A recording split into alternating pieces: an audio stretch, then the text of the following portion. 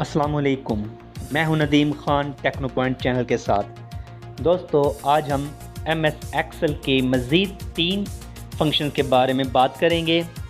एक हमारे पास maximum function, एक मिनिमम फंक्शन और तीसरा हमारे पास कंडीशनल फॉर्मेटिंग है। चलें अपनी वीडियो की तरफ चलते हैं। तो सबसे पहले हम मैक्स फंक्शन की बात करेंगे। यहाँ पर मैंने एक टेबल पहले से तैयार की हुई है। हमने देखना है कि ऑब्टेन मार्क्स में से हाईएस्ट मार्क्स जो हैं वो कितने हैं और वो हमें यहाँ पर शो करवा देगा। तो हम लिखेंगे इक्वल और मैक्स के बाद हमने रेंज दे देनी है ऑब्टेन मार्क्स में से। तो हमने ये रेंज दे दी और फिर हम ब्रैकेट को क्लोज करेंगे और इंटर प्रेस करेंगे तो ये हमें उस डाटे में से हाईएस्ट वैल्यू को ढूंढ के दे देगा।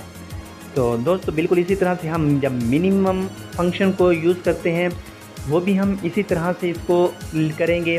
हम यहाँ पर जो लोएस्ट वैल्यू वाले वो है हमारे पास सेल है, उसके अंदर हम मिनिमम फंक्शन को लिखेंगे, इक्वल का साइन, MIN मीन, और इसके बाद दोबारा इसको रेंज दे देंगे कि इसमें से आप वो मिनिमम वैल्यू को फाइंड आउट करें। तो जब हम ब्रैकेट क्लोज करेंगे, इंटर प्रेस करते हैं तो वो हमें इस डाटे में से सबसे स्मॉल वैल्यू को ढूंढ के दे देता है। तो देखें दोस्तों, हमने इसमें से हाईएस्ट वैल्यू को भी फाइंड आउट कर लिया और लोएस्ट वैल्यू को भी फाइंड आउट कर लिया हमने। तो आइए दोस्तों, अब हम चलते हैं कंडीशनल फॉर्मेटिंग पर। कंडीशनल फॉर्मेटिंग असल में हम जब कोई सर्टेन कंडीशन लगाते हैं किसी वैल्यू के ऊपर, तो जब वो वैल्यू जो है ट्रू हो जाती है तो वो हम उसको जो फॉर्मेट देना चाहते हैं वो फॉर्मेट उस पर अप्लाई हो जाता है। तो आइए ये करके दिखाते हैं।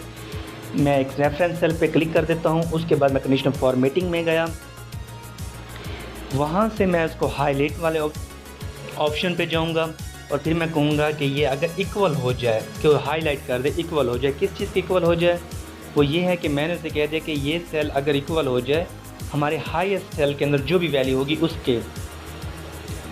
तो मैंने यहाँ पर क्लिक किया, तो अब मैं वहाँ से उसको फॉर्मेटिंग देता हूँ। अगर ये कंडीशन ट्रू होती है तो वो इसको ये कलर दे देगा। तो कलर मैंने कोई से भी चूज़ कर सकते हैं आप, जैसे मैं इसमें से रेड कलर को चूज़ कर रहा हूँ कि अगर ये कंडीशन ट्रू हो जाए तो इसका कलर रेड हो जाए। तो मैं इसको जब ड्रैग करूँगा, ड्रैग करने के बाद अगर जो वैल्यू के साथ मैच होगी उसका फॉर्मेट आ जाएगा। ये देखें दोस्तों, अब ये फॉर्मेट पे अप्लाई हो गया। इसी तरह हम मिनिमम वैल्यू के लिए भी यही कंडीशन अप्लाई करेंगे कि इस पूरे डाटे में से जो मिनिमम वैल्यू है उसको अगर वो वैल्यू मैच हो जाती है तो उसके ऊपर ये कलर अप्लाई कर देना है हमने। तो हाईलाइट में जाएंगे, इक्वल में जाएंगे और इक्वल को क्लिक करेंगे मिनिमम वैल्यू वाले सेल के ऊपर और इसको हम कोई कलर देंगे।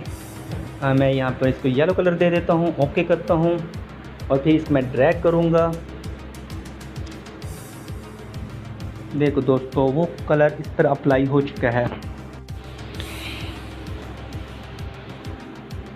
इसके बाद देखें, अगर मैं किसी वैल्यू को चेंज करता हूँ यानी मिनिमम या मैक्सिमम में से, तो कम बेशी होने की वजह से उसका जो सेल है वो अगली जगह पर शिफ्ट हो जाएगा जो हाईएस्ट वैल्यू नेक्स्ट होगी।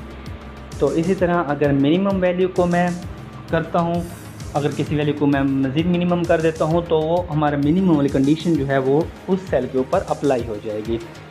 तो दोस्तों, ये इतना सिंपल हमारे पास तरीक़ाकार था। इस तरीके से हमारे सॉफ्टवेयर तैयार किए जाते हैं, रिज़ल्ट कार्ड तैयार किए जाते हैं और किसी भी डाटे में से मिनिमम मैक्सिमम वैल्यू को फाइंड आउट किया जाता है और इन्हें कंडीशन के थ्रू फॉर्मेट किया जाता है। तो दोस्तों, कैसे लगा आपको मेरा ये ट्यूटोरियल? उम्मीद है कि आपको बहुत अच्छा लगा होगा। तो आप मेरी वीडियो को लाइक कर दें, सब्सक्राइब कर दें और बेल आइकन पर क्लिक कर दें। तब तक के लिए खुदा हाफिज़।